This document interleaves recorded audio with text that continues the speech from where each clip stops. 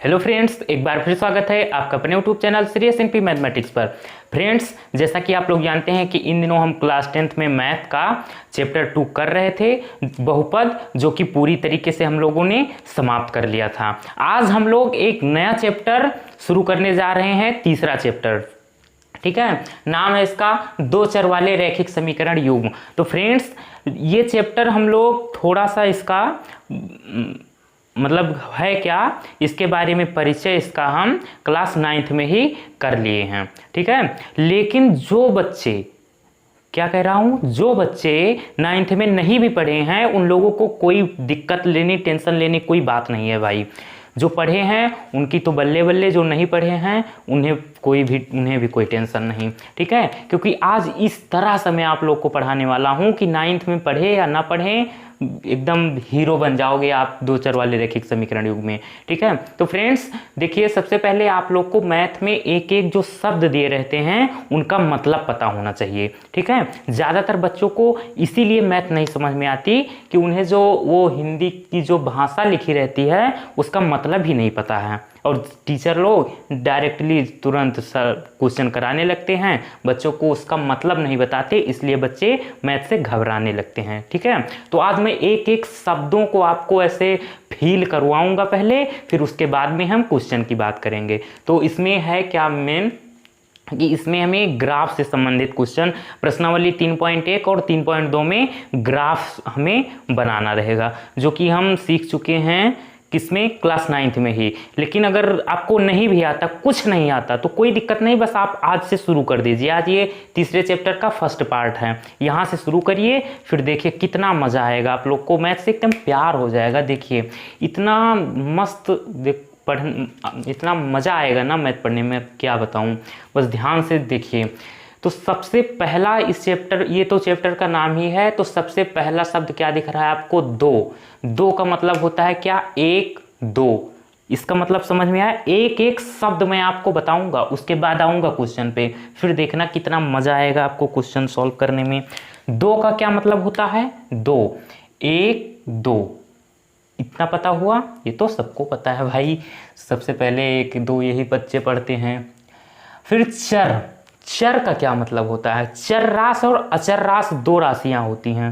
ठीक है, तो जिनका मान बदले, means A to Z, A B C से लेके X Y Z, ये सब होती हैं हमारी चर राशियां। इनका मान कोई निश्चित नहीं होता है, कहीं पे x का मान 2 आएगा, तो कहीं पे 4 आएगा, तो कहीं पे -4 आएगा, तो इन्हें हम बोलते हैं चर।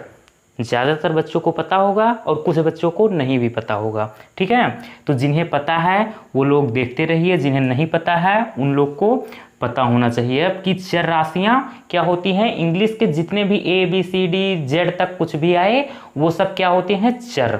ठीक है, तो चर का मतलब भी पता हुआ आपको, और दो का मतलब एक, दो। ठीक है, उसके बाद में आता है रैखिक। अब रैखिक का क्या मतलब हुआ, देखिए, रैखिक का मतलब होता है कि चर की घात हमेशा एक, चर की घात एक, घात समझते हैं, जैसे चर राशि हमारी x है, ये y है, ये z है।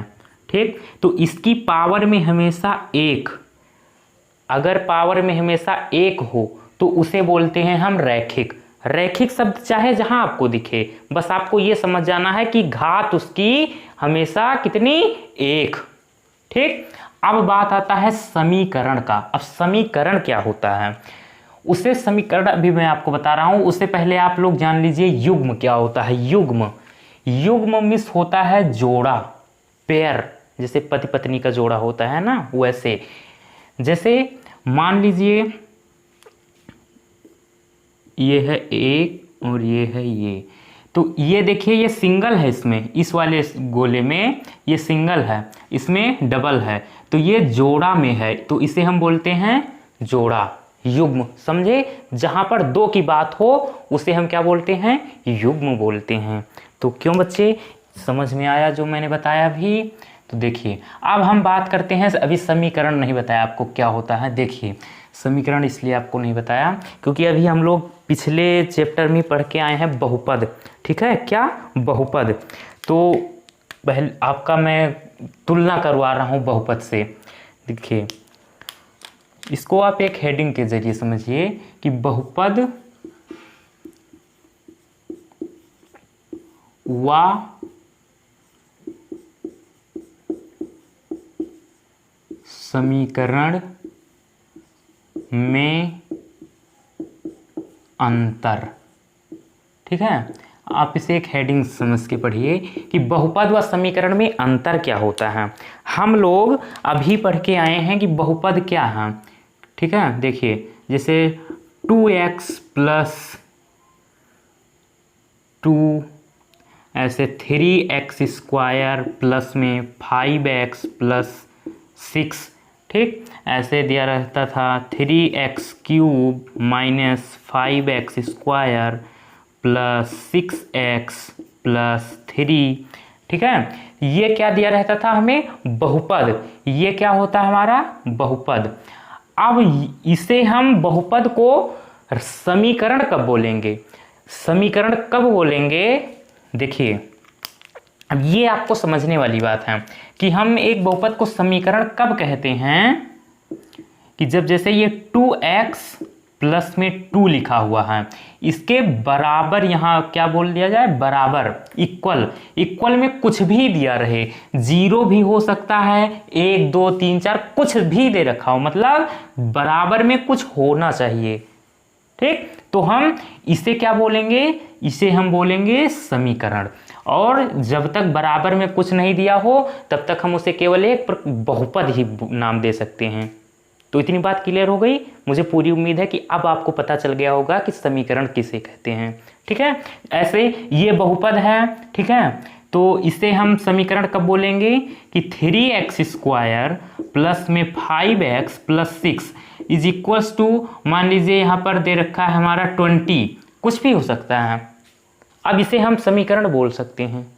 ठीक, अब यहाँ देखिए, इसे भी हम अगर क्या लिखा है 3x क्यूब, अभी ये बहुपद है 3x cube minus 5x square और प्लस में 6x और प्लस 3 और इज इक्वल्स टू 0। अब हम इसे बोल सकते हैं समीकरण। और इसे क्या बोलेंगे? अभी तक हम इसे केवल बहुपद कह सकते हैं, इसे हम समीकरण नहीं कह सकते। समीकरण नहीं कह सकते इसे हम। ये है हमारा क्या? ये है हमारा समीकरण। तो अब बात क्लियर हो गई कि समीकरण क्या है कि बराबर में कुछ होना चाहिए, 0 हो या कोई अंक दिया हो, कुछ ना कुछ हो जरूर। ठीक है, तब हम उसे समीकरण का नाम देते हैं। क्लियर हो गया? अब देखिए, अब हम बात करते हैं यहाँ पे रैखिक समीकरण।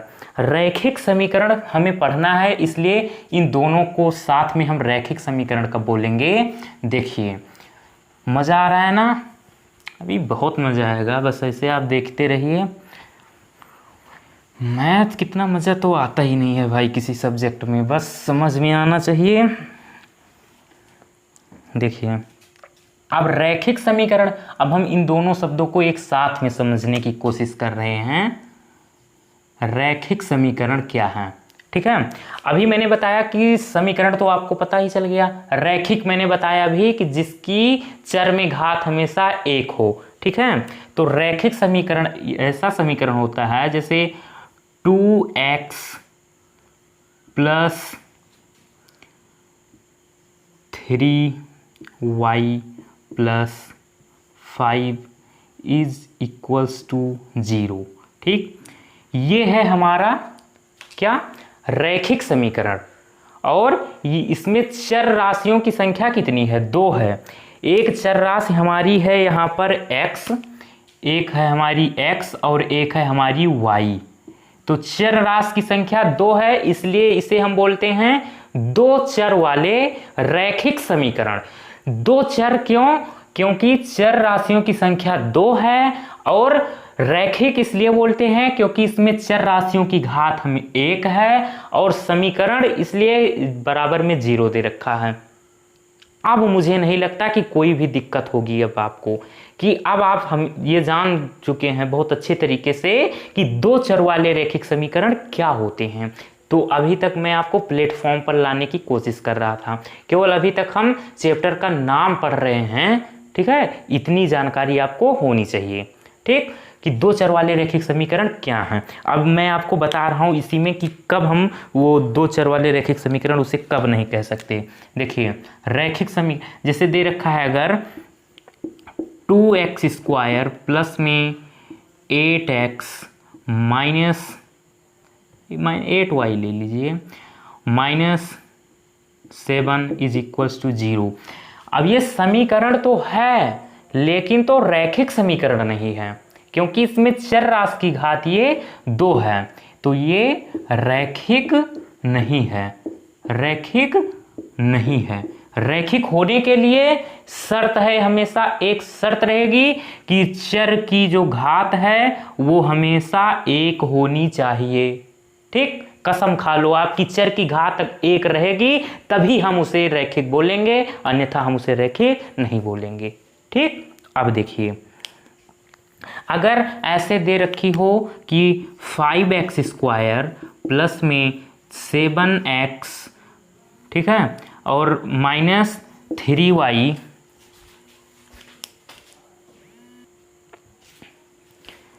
माइनस में 3y और प्लस 12 इज इक्वल्स टू 0। ठीक है, ऐसे दे रखा है हमारा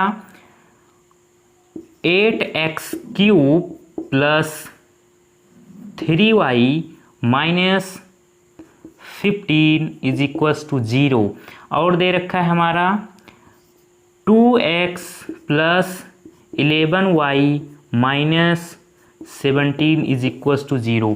अब आप लोग बताइए कि इसमें कौन सा रैखिक समीकरण है, कौन सा नहीं है। तो देखिए बच्चे, मेरे प्यारे स्टूडेंट्स, इसमें देखिए चर की घात जो है 2 दिख रही है। जैसे घात 2 दिखे तुरंत वो रैखिक नहीं होगा। इसमें देखिए घात 3 है x की, रैखिक नहीं है। इसमें देखिए चर की घात 1, यहाँ भी 1। ठीक, तो ये हमारा रैखिक समीकरण हुआ। तो अब आपको दिक्कत नहीं होनी चाहिए। ये क्वेश्चन आपके चैप्टर में नहीं आएगा कि आप इसे बताइए रैखिक समीकरण है या नहीं, लेकिन आपको पता होना चाहिए, बहुत ज़रूरी है ये बात जानना। ठीक है, तो अब देखिए, अब हम लोग बात करते हैं इस चैप्टर में जो हम लोग को करना है क्या, कि जो दो चर वाले रैखिक समीकरण होते हैं, दो चर वाले रैखिक समीकरण युग्म को हम ग्राफ पे किस तरीके से दर्शाएं, किस तरीके से दर्शाते हैं। ठीक है, तो देखिए अगर आप लोगों ने कभी नहीं अभी दर्शाया है तो कोई बात नहीं, अभी देखिए अभी क्लियर हो जाएगा आप लोगों को। ठीक, जैसे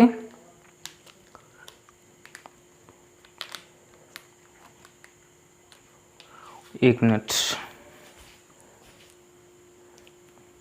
देखिए अब हम पढ़ने वाले हैं क्या, दो चर वाले रैखिक समीकरण युग्म को ग्राफीय रूप में व्यक्त करना। अभी हम लोग प्रश्नावली पर नहीं आए हैं, अभी मैं आपको केवल बता रहा हूं कि करना क्या है। बस ये एक एग्जाम्पल आप लोग को मैं समझाऊंगा, तो प्रश्नावली 3.1 3.2 एकदम गर्दा कर दोगे आप, लेकिन कब, जब आप इसे समझ पाओगे तब।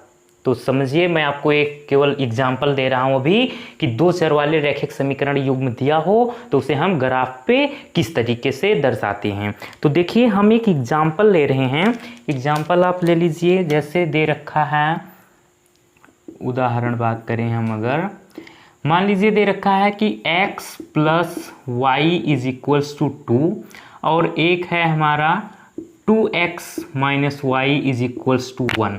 ये दो समीकरण हैं, हमेशा ऐसे दो समीकरण दिए रहेंगे। युग्म की बात हो रही है ना, तो युग्म में हमेशा दो समीकरण रहेंगे। उन समीकरणों को हमें एक ग्राफ पे दर्शाना रहेगा। ठीक है, तो देखिए कि ग्राफ पर हम किस तरीके से दर्शाएंगे। सबसे पहला हम क्या करते हैं काम, ये देखिए ये समीकरण 1 है हमारा, ये हमारा समीकरण नंबर 2।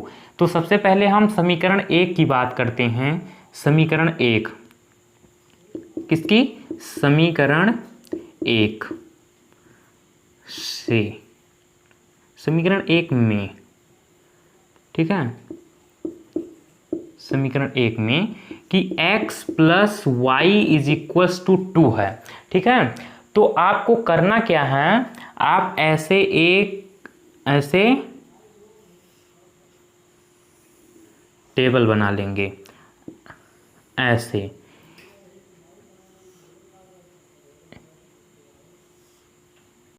टेबल बनाने के बाद में क्या करेंगे हम लोग, ऊपर ये यहाँ पर हम लिख देंगे x और नीचे लिख देंगे y। इतनी बात क्लियर हुई।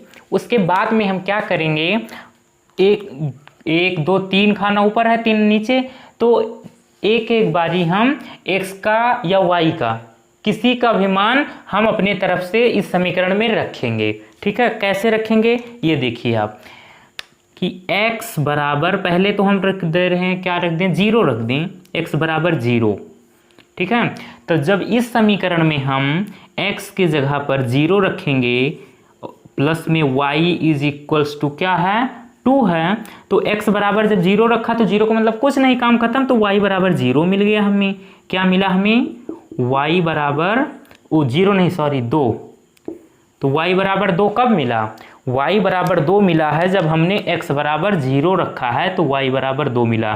तो x के सामने आप 0 रखेंगे और y क्या आया है हमारा, 2 आया है, तो आप y के सामने 2 लिख देंगे। ठीक है, अब देखिए फिर x का फिर आप कोई और मान रखिए, तो हम लिख दे रहे हैं अब x बराबर हम रख रहे हैं 4, x बराबर 4, तो x के जगह जब हम यहाँ पर 4 रखेंगे तो प्लस में y और बराबर में 2 है। ठीक, तो देखिए, तो अब ये y बचेगा इधर, अब 4 इधर भेज दीजिए, तो 2 और इधर ये जाएगा तो माइनस में हो जाएगा 4, क्योंकि इधर प्लस में है। ठीक है, जब बराबर के इधर उधर कोई संख्या जब जाती है तो चिन्ह हमेशा उसका बदल जाता है, आप लोग को पता ही होगा। और ये संख्या बड़ी है, ये हमारी संख्या छोटी है, तो इसमें से ये घटाएंगे, चिन्ह विपरीत है, घट जाएंगे, तो 4 में से 2 घटेगा, 2 बचेगा, और संख्या ये बड़ी होने के नाते चिन्ह हम माइनस का लगाएंगे, क्योंकि इसके सामने माइनस है, तो y बराबर क्या आ गया हमारा, -2 आ गया। y बराबर -2 आया है, कब आया है, जब हम लोगों ने x बराबर 4 रखा। अब एक कोई मान और रख दीजिए, आप y का मान रखना चाहे y का मान रख दिए, y का मान आप रख दीजिए, क्या y का मान रख दीजिए, आप 1 रख दीजिए, या y का मान आप 0 रख दीजिए। y बराबर 0 रखने पर, तो जब y का मान आप 0 रखेंगे यहाँ पे, तो x तो रहेगा ही रहेगा, y की जगह 0 हो गया और बराबर में 2। ठीक, तो y का 0 काम खत्म ही है, तो x बराबर क्या आ गया, 2 आ गया। और x बराबर 2 कब आया है, x बराबर 2 आया है जब हम लोगों ने y बराबर 0 रखा है। इतनी बात क्लियर हुई। कोई दिक्कत हो तो आप धीरे से वीडियो को बैक करके एक बार फिर से देखिए, कंफर्म हो जाएगा। अब यही काम हम समीकरण 2 में करेंगे, सेम टू सेम, सेम। देखिए, समीकरण 2 में, ठीक है, समीकरण 2 क्या है हमारा, 2x - y बराबर 1, 2x माइनस में y इज इक्वल्स टू 1। क्यों प्यारे, अब देखिए यहाँ पर भी हम एक चार्ट ऐसे बनाएंगे, जैसे हम लोगों ने ये बनाया था ना, ऐसे बनाएंगे हम लोग। देखिए प्यारा सा आप एक बनाइए, ऐसे ऐसे ऐसे, यूं यूं यूं यूं, ऊपर x नीचे y। फिर से वही काम अपना, आप बारी बारी से मान रखिए, कोई x का जो आपकी इच्छा हो। हम नहीं कह रहे हैं कि आप 0 रखिए, 2 रखिए, 5 रखिए, 10 रखिए, आप 1000 लाख करोड़ जो आपकी इच्छा हो आप रखिए। x बराबर 0, हम बराबर 0 रख रहे हैं, एक दो छोटी संख्या इसलिए लिख रहे हैं कि ग्राफ बनाने में ज़्यादा दिक्कत नहीं होगी, बड़ी संख्या रहेगी तो ज़्यादा बड़ा ग्राफ बनेगा। तो देखिए x बराबर 0 अगर रखें तो 2 और x की जगह पर 0 माइनस में y बराबर 1। ठीक, तो 2 का 0 में गुणा करेंगे तो 0 हो जाएगा और माइनस y बराबर 1, तो ये 0 का काम खत्म ही है, और y बराबर में माइनस इधर भेज दीजिए तो y बराबर -1 हो गया। तो y का मान कितना आया, -1 आया। और कब आया, जब हम लोगों ने x बराबर 0 रखा। क्यों प्यारे, x बराबर 0 रखा इस समीकरण में, तो y का मान -1 आ गया, जो हम लोगों ने ऐसे लिख दिया।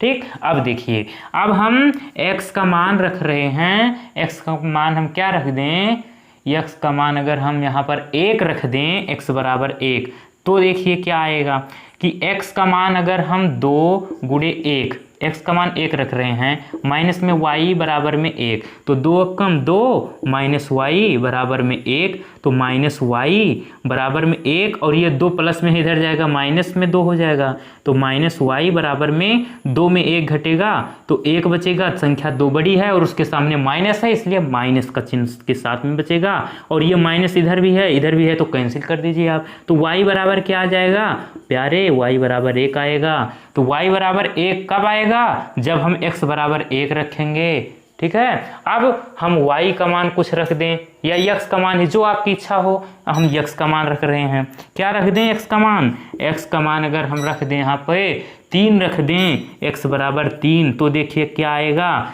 समीकरण में रखिए 2 गुणे 3 और माइनस में y बराबर 1, 2 तियाँ 6 माइनस y बराबर 1, 6 इधर जाएगा माइनस y, और ये 1 ये 6 इधर जाएगा माइनस 6 हो जाएगा, और माइनस में y बराबर में 6 में 1 घटेगा तो माइनस में 5 बचेगा, और ये माइनस माइनस कैंसिल, तो y बराबर में 5 बचेगा।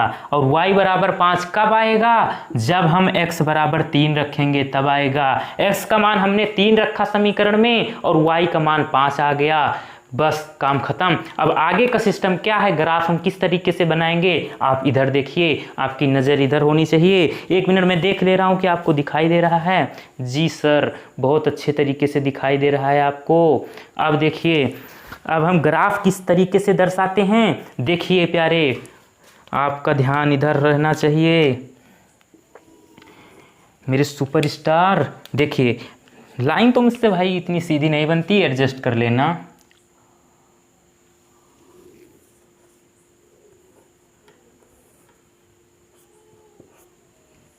ठीक है,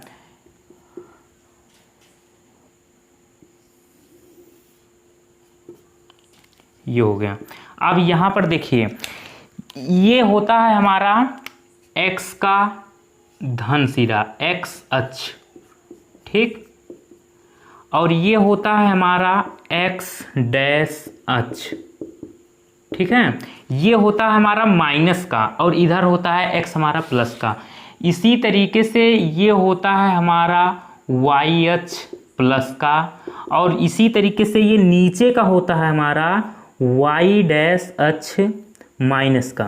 क्या, y डैश अक्ष माइनस का, वो भी ठीक है। नीचे की सारी वैल्यू माइनस में रहेंगी, ऊपर की प्लस में, दाहिने साइड की प्लस में, बाएं साइड की माइनस में। देखिए कैसे, इस बीच में तो ये हमेशा यहाँ पर 0 होगा, ये यहाँ पर ऐसे आप दर्शाएंगे 1 2 3 4 5 6 7, ठीक है। संख्या कहाँ तक गई है हमारी, 5 तक गई है, तो ज़्यादा ना लिखेंगे हम, केवल 7 तक लिख दिए हैं। इधर माइनस की रहेगी, -1 -2 -3 -4 -5 -6 -7 -8, ऊपर प्लस का रहेगी, +1 +2 +3 +4 +5 +6 +7 +8, नीचे माइनस की रहेगी, -1 -2 -3 -4 -5 -6 -7 -8 -9। अब देखिए, उसके बाद में आपको ध्यान रखना है, क्या करना है आगे, देखिए ये पॉइंट आपको माइंड में सेट कर लेना है, क्या कि बारी बारी से ये हमारा एक बिंदु है, ये हमारा दूसरा बिंदु है, ये हमारा तीसरा बिंदु है, 0,2। इसे हम ऐसे लिखेंगे, क्या लिखेंगे हम, पहले x लिखते हैं, x, y, ये लिखने का तरीका होता है। तो पहले x का मान क्या है, 0 है, और y का मान क्या है, 2 है, तो 0,2 ऐसे हम इसे लिखते हैं, ये लिखने का तरीका होता है, ठीक है। अब देखिए, हम इसे ग्राफ पे किस तरीके से दर्शाएंगे, ये देखिए अब कि x पे 0 कहाँ पे होगा, 0 यहाँ पे रहेगा हमेशा, ठीक है प्यारे, यहाँ 0, तो y पर 2, y पर वो भी किसमें, प्लस में 2 y, ऊपर प्लस का y होता है, तो यहाँ पे होगा ये बिंदु कहीं यहाँ पे, क्या 0,2 2, यहाँ पे होगा बिंदु। फिर दूसरा बिंदु हम देखेंगे 4, -2, x के धन सिरे में 4 देखना है। इधर होता है x का धन सिरा 1 2 3 4 ये है, और y का देखेंगे -2, y का माइनस वाला सिरा नीचे होता है, ये है हमारा। ठीक है, ये दिख रहा है आपको, तो ये कहीं यहाँ पे होगा ये 4, -2, ये बिंदु हमें 4, -2 मिल गया। इसी तरीके से तीसरा बिंदु हमारा 2, 0, x पे 2, x के जो x का धन सिरा है उस पे 2 और y पे 0, y का 0 यहाँ होगा। 0 चाहे y का हो चाहे x का हो हमेशा यही रहेगा, और x का +2 तो यहाँ होगा। तो ये बिंदु हमारा यहाँ पे होगा। ये बिंदु कौन सा है हमारा 2, 0। ठीक है, अब देखिए ये हमारा इस तरीके से आएगा। हमारी जो सरल रेखा होगी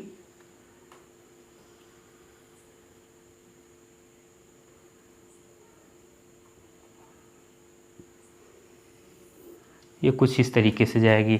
हम लोगों ने हाथ से किया है इसलिए थोड़ा टेढ़ा मेढ़ा दिख रहा होगा, लेकिन आप इसे जब ग्राफ पेपर पर करेंगे, ये ग्राफ पेपर पे ही दर्शाया जाता है, तब एकदम बहुत सुंदर बनेगा। और या तो आप स्केल का सहारा ले सकते हैं, उससे बहुत अच्छा बनेगा। ठीक है, तो थोड़ा टेढ़ा मेढ़ा है, एडजस्ट कर लेना आप, क्योंकि हम लोग हाथ से बनाए हैं तो हाथ का तो हाथ उसी तरह बनेगा। और यहाँ पर आप लिख देंगे कौन सा ये सरल रेखा किस समीकरण का है, तो आप लिख देंगे x + y = 2। ठीक है, अब यही काम हमारा रहेगा ये जो ये वाला है ना दूसरे समीकरण का जो हमने 3 मान निकाला है, इसका भी ऐसे हम रेखा खींचेंगे कि x का 0 यहाँ होगा और y का -1 यहाँ होगा। ये हमें मिला 0, -1 ये बिंदु। इस तरीके से हम बिंदुओं को दर्शाते हैं, बिंदुओं का पता लगाते हैं। फिर x का +1 यहाँ पे होगा ये, और y का भी +1, तो ये कहीं पे यहाँ पे होगा ये, तो इसे हम क्या नाम देंगे 1, ठीक है। फिर देखिए x का +3 और y का +5, x का +3 यहाँ पे होगा और y का +5 कहीं यहाँ पे होगा। x का 3, y का 5। ठीक, तो अब ये देखिए किस तरीके से आएगा, ये इस तरीके से कुछ जाएगा। ठीक है, ये रेखा जो है ये किस समीकरण की हमारी 2x माइनस में y = 1। इस तरीके से हम दो चर वाले रैखिक समीकरण का जो युग्म है वो एक ग्राफ पर दर्शाते हैं।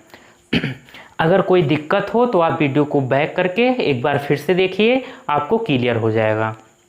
ये तो मैंने केवल आपको एक उदाहरण कराया है जो कि आप लोग 9th में भी थोड़ा बहुत सीख गए थे करना। ठीक है, लेकिन अगर नहीं सीखे कोई बात नहीं, यहाँ पर आप लोग को क्लियर हो गया होगा। अभी हम लोग प्रश्न पे नहीं आए हैं, प्रश्नावली 3.1 में अभी जब हम करेंगे अगर कोई दिक्कत होगी तो वहाँ एकदम क्लियर हो जाएगा आप लोग को। ठीक है, तो मैं उम्मीद करता हूँ कि आज जो कुछ भी हम लोगों ने पढ़ा है वो एकदम बेहतर से आपको बहुत अच्छे से समझ में आया होगा। तो फ्रेंड्स, आज का वीडियो हम यहीं पर समाप्त करते हैं। ये हमारा चैप्टर जो 3 है, दो चर वाले रैखिक समीकरण युग्म, उसका ये बेसिक का वीडियो था। ये वीडियो देखने के बाद में आपको प्रश्नावली 3.1, 3.2 बहुत अच्छे तरीके से समझ में आएगी। जो बच्चे मैथ में बहुत वीक हैं उन लोगों को मैथ सीखने का ये बहुत सुनहरा मौका है। यहाँ पर बहुत अच्छे तरीके से एकदम 0 लेवल से आप लोग को मैथ सिखाने की कोशिश की जा रही है।